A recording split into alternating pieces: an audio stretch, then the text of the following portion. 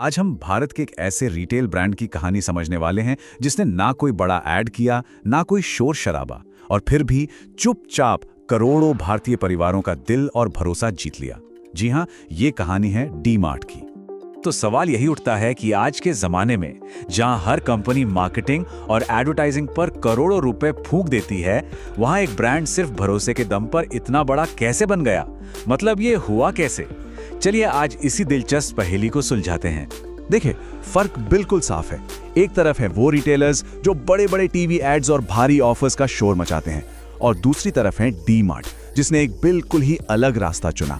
उनका सबसे बड़ा हथियार कोई विज्ञापन नहीं, बल्कि ग्राहक का वो पक्का भरोसा है जो किसी भी मार्केटिंग कैंपेन से कहीं ज्यादा ताकतवर होता है। और इस शांत साम्राज्य के पीछे जो चेहरा है वो भी उतना ही शांत है, राधा किशन दमानी। अब ये कोई टिपिकल बिजनेस टाइकून नहीं है, बल्कि शेयर बाजार के एक बहुत ही सुलझे हुए और सफल निवेशक थे, जिन्होंने रिटेल की दुनिया का पूरा गेम ही बदल दिया। सोचिए, ये 90 के दशक की बात है, जब भारत में ऑर्गेनाइज्ड रिटेल का कॉन्सेप्ट नया नया था। तब दमानी जी ने एक बहुत बड़ी जरूरत को पहचाना। उन्होंने देखा कि एक ऐसे बड़े स्टोर की कमी है जहां घर का सारा सामान एक ही छत के नीचे और सबसे जरूरी किफायती दामों पर मिले। और बस इसी सोच के साथ 2002 में मुंबई के पवई में पहला डी मार्ट स्टोर खुला, वो भी बिना किसी शोर शराबे के। तो चलिए अब डी मार्ट के उस सीक्रेट को समझते हैं, उस फॉर्मूले को जिस पर उनका पूरा बिजनेस मॉडल टिका हुआ है।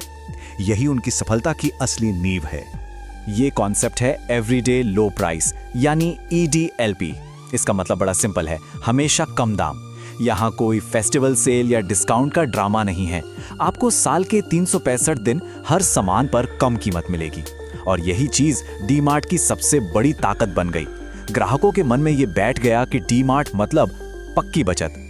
अब ये वाला पॉइंट तो और भी दिलचस्प है। देखिए, जहां दूसरे बड़े ब्रांड्स महंगे मॉल्स में दुकान किराए पर लेते हैं, डी मार्ट ठीक उसका उल्टा करता है। वो शहर के थोड़े बाहरी इलाकों में जमीन खरीद कर अपना स्टोर बनाते हैं। इससे क्या होता है? किराया बचता है, जो कि किसी भी बिजनेस का एक बहुत बड़ा खर्चा होता है।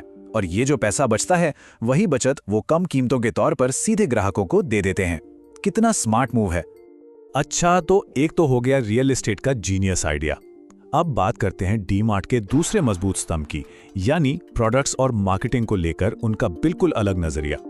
आप जब डी मार्ट जाते हैं तो आपने शायद नोटिस किया होगा कि वहां आपको एक ही चीज के 50 ब्रांड नहीं मिलते। ऐसा क्यों?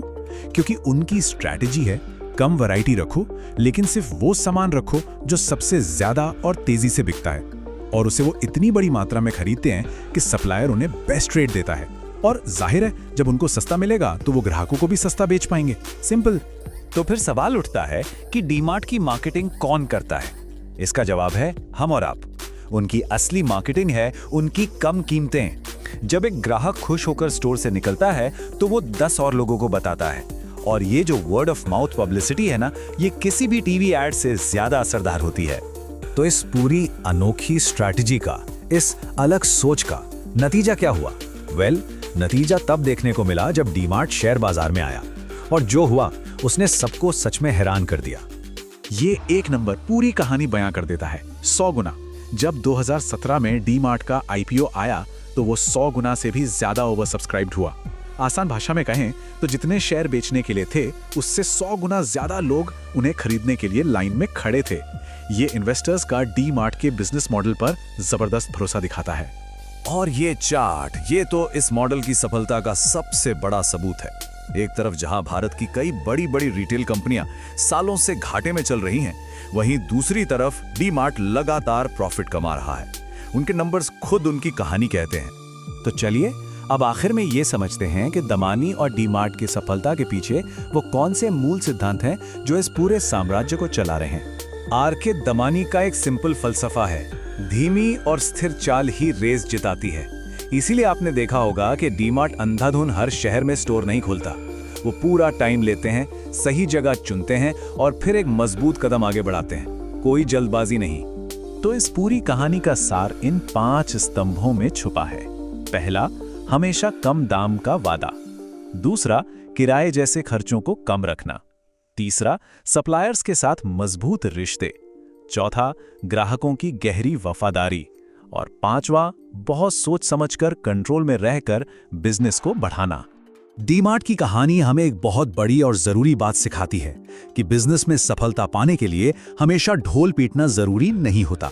जरूरी होती है एक सही स्ट्रैटेजी, बहुत सारा धैर्य और सबसे अहम एक सही कीमत। और शायद यही वजह है कि आज डीमार्ट सिर्फ एक सुपरमार्केट नहीं बल्कि एक भरोसे का प्रतीक बन चुका है। एक ऐसा नाम जो हर आम भारतीय परिवार की जुबान पर रहता है। चलो डीमार्ट चलते हैं,